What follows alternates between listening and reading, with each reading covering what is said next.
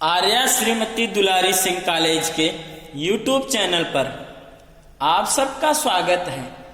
मैं आपको DElEd BTC second semester में विज्ञान विषय में जीव विज्ञान पढ़ाऊंगा। आज हम पाठ 8 पढ़ेंगे। पाठ का जो पाठ्यक्रम है भोजन, स्वास्थ्य एवं रोग। तो इस पाठ में हम आपको संक्रामक रोग के बारे में पढ़ा रहे हैं। तो पिछले वीडियो में हम आपको तपेदिक और हैजा के बारे में बताए थे। आज हम आपको टाइफाइड और पेचिस रोग के बारे में बताएंगे। आप सभी को इस लेक्चर में पढ़ाए गए पाठ का नोट्स तैयार करना है। तो चलिए शुरू करते हैं। आज का टॉपिक है, तो टॉपिक पहला है टाइफाइड। तो पढ़ना है आपको टाइफाइड। टाइफाइड को आंत्र ज्वर भी कहते हैं। क्यों कहते हैं? क्योंकि इसमें जो जीवाणु होता है वह आंत को प्रभावित करता है। तो और उसमें क्या होता है, फीवर भी होता है। तो इसे आंत्र ज्वर भी कहते हैं, यानी टाइफाइड को आंत्र ज्वर भी कहते हैं। इसके अंतर्गत जो है टाइफाइड और पैराटाइफाइड दोनों रोग आते हैं, यानी टाइफाइड रोग भी आता है और पैराटाइफाइड रोग आते हैं। तो टाइफाइड की तीव्रता पैराटाइफाइड से अधिक होती है। जो टाइफाइड रोग होती है उसकी तीव्रता जो होती है पैराटाइफाइड से अधिक होती है। अधिकांशतः ज्वर स्थानिक रूप में फैलते हैं, कभी कभी महामारी का रूप भी ले लेते हैं। होता क्या है कि ज्यादातर ज्वर जो होते हैं स्थानिक रूप में, यानी जहां पर टाइफाइड मान लीजिए हुआ है वहीं आसपास तक फैलते हैं। लेकिन कभी कभी क्या होता है, यह भी महामारी का रूप धारण कर लेता है। यानी अब फिर इसके बाद एक गांव से दूसरे गांव, फिर दूसरे से तीसरे, ऐसे ऐसे करके महामारी का भी रूप धारण कर लेता है। तो अब चूंकि इसके अंतर्गत टाइफाइड भी आए और पैराटाइफाइड, तो टाइफाइड तीव्रता जो होती है पैराटाइफाइड से अधिक होती है। यानी दोनों अगर देखा जाए तो दोनों में ही क्या होते हैं, आंत ज्वर है। अब रोगजनक कारक क्या है, यानी इस जो टाइफाइड रोग है, टाइफाइड रोग को जो किस सूक्ष्म जीव के कारण होता है, यानी उसके रोगजनक जीव हैं कौन या रोगजनक कारक कौन से हैं, तो साल्मोनेला टाइफी नामक जीवाणु के कारण यह रोग होता है। यानी यही जीवाणु क्या करता है, जाकर के विष पदार्थ उत्पन्न करके रोग उत्पन्न करता है। तो साल्मोनेला टाइफी नामक जीवाणु द्वारा यह रोग टाइफाइड रोग होता है। रोग का प्रसार कैसे होता है रोगी व्यक्ति से स्वस्थ व्यक्ति में? तो जल, दूध, भोजन, कच्ची सब्जियों, फल एवं मक्खियों द्वारा रोगी के मलमूत्र से इस रोग का प्रसार होता है। यानी कहने में दूषित जल से, अदूषित अगर मान लीजिए संक्रमित दूध है उससे भी, भोजन चूंकि मक्खियां जो होते हैं इससे रोग इसका संवहन कर रहे हैं, तो भोजन में पहुंच करके टाइफाइड के जीवाणु को उस पर छोड़ देती हैं। कच्ची सब्जियों पर से, फल से भी, इन सब से क्या होता है, रोग का प्रसार होता है।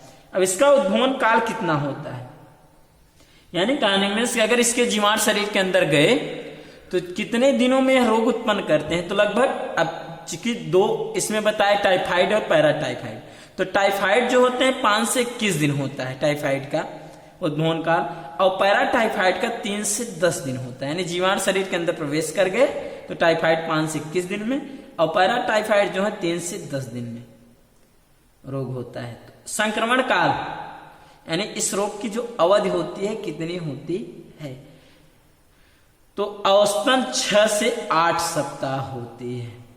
यानी जो संक्रमण की अवधि होती है, यानी रोग के संक्रमण की जो अवधि होती है लगभग 6 से 8 सप्ताह तक होती है, जब तक रोगी पूर्ण जीवाणु मुक्त नहीं हो जाता। लगभग तो 6 से 8 सप्ताह होती है, लेकिन जब तक रोगी पूर्ण जीवाणु मुक्त नहीं हो जाता तब तक भी संक्रमण काल होती है। रोग के लक्षण की बात करते हैं कि रोग में कौन कौन से लक्षण होते हैं टाइफाइड रोग में। तो ज्वर से पूर्व, क्योंकि टाइफाइड में हमने आप बताया आंत्र ज्वर भी कहते हैं, ज्वर से पूर्व सिर दर्द और कमर दर्द होने लगता है। प्रारंभिक लक्षण तो यह हुआ कि सिर दर्द और कमर दर्द प्रारंभ हो जाएंगे फीवर से पहले, और लगभग 12 से 24 घंटे में ज्वर आ जाता है, जो प्रारंभ में 101 डिग्री फ़ारेनहाइट से 102 डिग्री फ़ारेनहाइट तक होता है। जो ज्वर होता है यह स्टार्ट पोजीशन 101 डिग्री फ़ारेनहाइट से 102 डिग्री फ़ारेनहाइट, दूसरे सप्ताह में बढ़कर 104 डिग्री फ़ारेनहाइट तक पहुंच जाता है। क्योंकि हमने आप बताया कि लगभग 6 से 8 सप्ताह तक रहेगा, तो दूसरे सप्ताह में बढ़कर 104 डिग्री फ़ारेनहाइट तक पहुंच जाता है। और शाम के समय जो है इसमें ज्वर अधिक होता है, और ज्वर की तीव्रता में रोगी बड़बड़ाने लगता है। रोगी, जिसे मान लीजिए ज्वर ज्यादा हो गया तो रोगी जो होते हैं वह बड़बड़ाने लगता है, कुछ उल्टा पुल्टा जो है ऐसे बात करना शुरू कर देता है। तो ज्वर के अनुपात में नाड़ी धीमी ही रहती है। जिसे मान लीजिए ज्वर अगर अधिक है तो उसके अनुपात में जो होते हैं, जो नाड़ी की गति होती है वो धीमी ही रहती है। यानी जो कि होता क्या है, ज्वर के बढ़ने से भी नाड़ी की गति बढ़ती है, लेकिन इसमें क्या होता है कि ज्वर के अनुपात में नाड़ी की गति जो होती है वह धीमी ही रहती है। फिर होता क्या है, दूसरे सप्ताह में ही पेट व कमर पर छोटे छोटे दाने उभर आते हैं।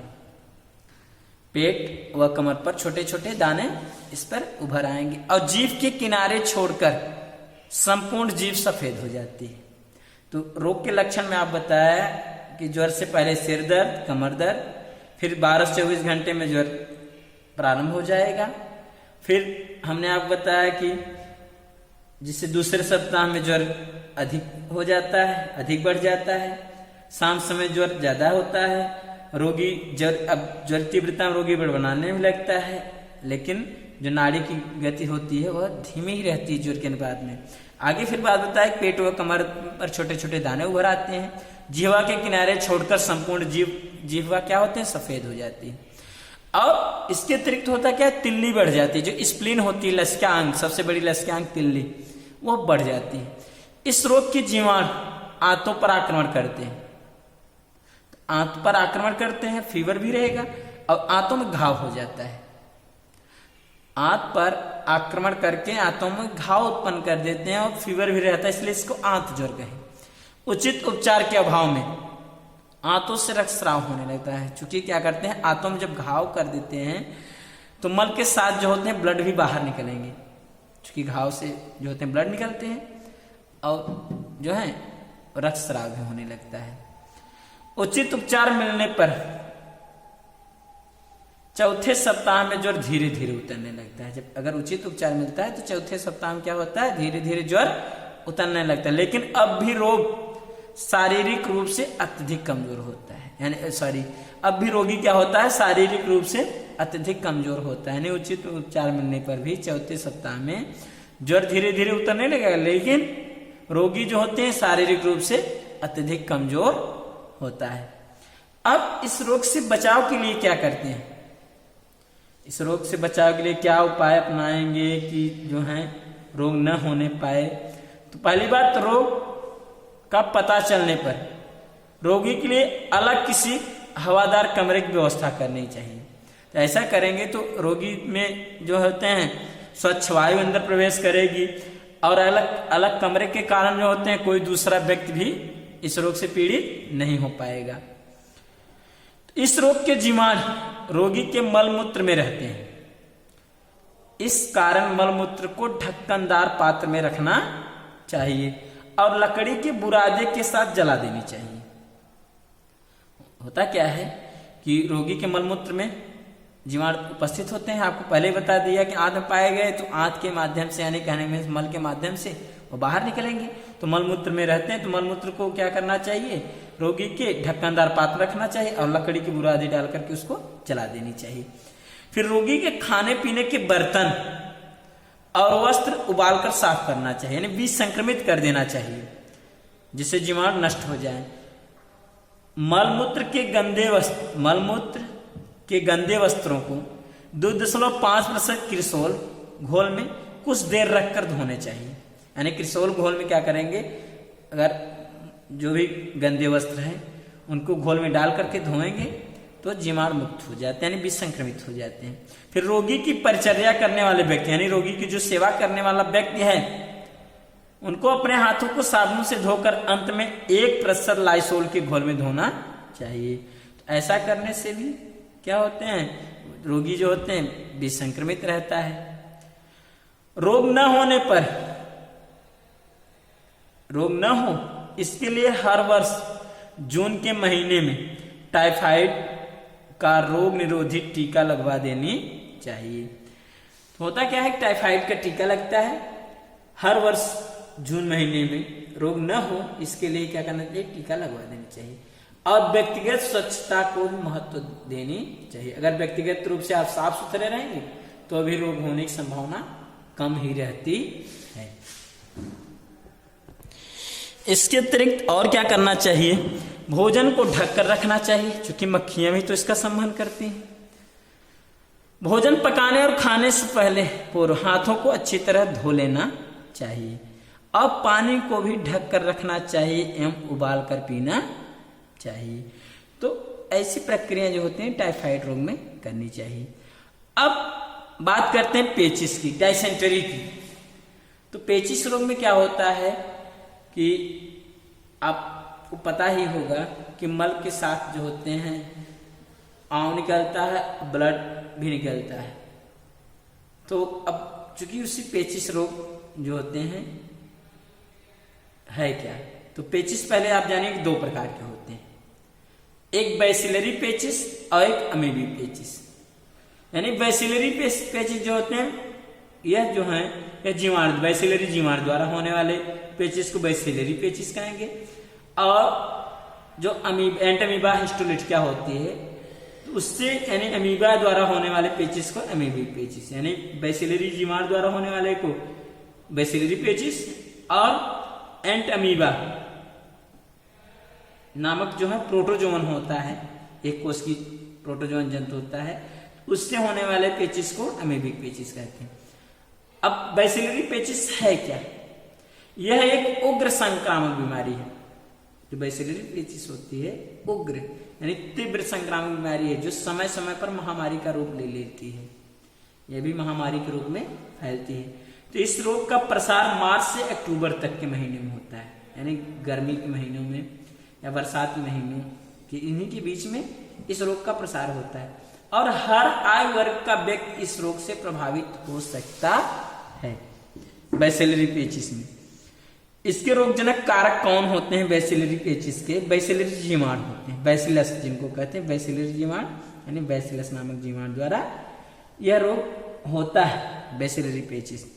रोग का प्रसार कैसे होता है, तो जल, भोजन और मक्खियों से, यानी दूषित जल और दूषित भोजन ग्रहण करने से, और मक्खियों से, रोगी के मल से, क्योंकि मक्खियां भी इसका प्रसार करती हैं जो कि रोगी के मल पर बैठ करके, तो इनसे भी होता है। उद्भवन काल की बात करते हैं, यानी ये रोग जो है कितने दिन में जो होते हैं व्यक्ति के अंदर, यानी जिसे मान लीजिए प्राथमिक संक्रमण के कितने दिनों बाद जो होते हैं रोग उत्पन्न होते हैं। 1 से 3 दिन लग जाते हैं। अगर यह जीवाणु शरीर के अंदर प्रवेश किया तो 1 से 3 दिन में जो है पेचिस रोग उत्पन्न हो जाता है। अधिक से अधिक 1 सप्ताह तक भी लग सकता है। संक्रमण काल यानी रोग की जो अवधि होती है सामान्यतः 2 से 3 सप्ताह तक रोग की अवधि होती है, और जब तक रोगी जीवाणु मुक्त नहीं हो जाता, यानी जब तक जो होते हैं रोगी जो होते हैं जीवाणु से मुक्त नहीं हो जाता तब तक यह रोग रहता है। अब इस रोग के लक्षण क्या है? पहली बात है कि रोग की प्रारंभिक अवस्था में आंतों में ऐंठन, मरोड़ और पेट में दर्द होने लगता है। जैसे ही व्यक्ति के शरीर के अंदर बैसिलरी पेचिस होता है तो उसकी प्रारंभिक अवस्था में आंतों में ऐंठन शुरू हो जाता है, मरोड़ शुरू हो जाता है, पेट में दर्द प्रारंभ हो जाता है और अतिसार हो जाता है। अतिसार में क्या होता है कि बार बार जो होते हैं मल त्याग होते हैं, यानी बार बार मल त्याग की इच्छा होती है, यानी पतले दस्त भी प्रारंभ हो जाते हैं। तो मल के स्थान केवल रक्त, चिकना पदार्थ यानी म्यूकस और पस निकलता है। तो मल के स्थान पर जो होते हैं रुधिर निकलेंगे, चिकना पदार्थ यानी म्यूकस निकलेंगे और पस यानी मेवाद वगैरह भी निकलते हैं। तो यह तो पेचिस के लक्षण हो रहे हैं। आगे बात है पेचिस के लक्षण में जो गुदा स्थल पर इसमें क्या होती है, दर्द होता है। यानी जहां से मल परित्याग होता है वहां पर क्या होता है, दर्द प्रारंभ होता है। सिर दर्द, जी मिचलाना, उल्टी होना आदि शिकायत बनी रहती है। यानी पेचिश रोग में यह जो है लक्षण जो है परमानेंट बनी रहेगी, यानी सिर दर्द रहेगा, जी मिचलाना हो, उल्टी होना, ये सब शिकायत बनी रहती है। और पाँव में ऐंठन रहती है, खुश्की यानी खुश्की आती रहती है गले में, वो प्यास की शिकायत हमेशा बनी रहती है। दस्त की हालत दिन भर में 20 तक हो जाती है, यानी जो दस्त होते हैं लगभग 20 बार तक दिन भर में हो जाती है। और चेहरा पिचक जाता है, नाड़ी भी क्या होती है, कमजोर हो जाती है। तो चेहरा पिचक जाएगा, नाड़ी कमजोर हो जाएगी, 10-20 बार तक हो जाएंगे, ऐंठन होगी, प्यास की शिकायत बनी रहेगी, पाँव में ऐंठन रहती है, प्यास की शिकायत बनी रहेगी, जी मिचलाना, उल्टी होना, सिर दर्द, और रक्त मिला हुआ चिकना पदार्थ यानी म्यूकस युक्त जो है मल होते हैं। यह सब जो होते हैं बैसिलरी पेचिस के लक्षण होते हैं। उचित उपचार के फलस्वरूप रोगी 1 या 2 सप्ताह में ठीक हो जाता है। अगर सही से उपचार हो तो रोगी 1 या 2 सप्ताह में पूरी तरीके से ठीक हो जाता है। और यदि ठीक उपचार नहीं किया जाता है तो रोग चिरकालिक बन जाता है। अगर सही से उपचार न किया जाए रोग तो लंबे समय तक भी हो जाता है, लंबे समय तक बन जाता। यह तो बैसिलरी पेचिस की बात हुई। अब अमीबिक पेचिस क्या है, यानी अमीबा द्वारा होने वाला जो पेचिस हो रहा है वह अमीबिक पेचिस हो रहा है, यानी एंटीमीबा द्वारा होने वाला जो पेचिस रोग होता है। तो अब इसके रोगजनक कारक कौन से हैं, यानी किस किस रोगजनक के कारण यह रोग होता है, किस सूक्ष्मजीव द्वारा। एंटीमीबा हिस्टोलिटिका नामक जो होते हैं, एंटीमीबा हिस्टोलिटिका नामक जो होते हैं यह प्रोटोजोआ होता है। तो प्रोटोजोवन होते हैं, तो जिसके कारण जो होते हैं रोग होता है। एंटीमीबा हिस्टोलिटिका नामक जो होते हैं प्रोटोजोवन के कारण, यानी एक कोष की जो होते हैं प्रोटोजोआ संघ के सदस्य होते हैं, यह क्या करते हैं, अमीबिक पेचिस उत्पन्न करते हैं। रोग का प्रसार कैसे होता है, तो रोगी के मल से, संदूषित किए गए भोजन से। तो रोगी के मल पर जैसे मक्खियां बैठती हैं और मक्खियां क्या करती हैं, फिर वहां से भोजन को जाकर के दूषित कर देती हैं, तो ऐसे जो होते हैं रोग का प्रसार होता है। उद्भवन काल 4 से 5 दिन तक होता है। अच्छा, एक चीज और यहाँ पर संदूषित किए गए भोजन से होता क्या है, जिसे मानव मल होता है, तो अब साग सब्जियां अगर बिना धुले से क्या करते हैं कि अगर व्यक्ति खाते हैं तो मानव मल में उपस्थित जीवाणु जो होते हैं साग सब्जियों वगैरह से भी लगे रहते हैं। तो अगर सही से न धुल के खाया जाए, मूली वगैरह जैसे भी होते हैं, तो व्यक्ति क्या होते हैं, उससे संक्रमित हो जाता है। तो अब इसका उद्भवन काल की बात करते हैं कि 4 से 5 दिन होता है, यानी रोग का उद्भवन काल, यानी रोग जो होते हैं व्यक्ति के अंदर अगर ये एंटीमीबा पहुंचे हिस्टोलिटिका, तो रोग जो होते हैं 4 से 5 दिन में प्रारंभ हो जाते हैं, या चिरकारी अवस्था में महीनों तक भी होते हैं, यानी लंबे समय तक भी अवस्था में भी हो सकते हैं।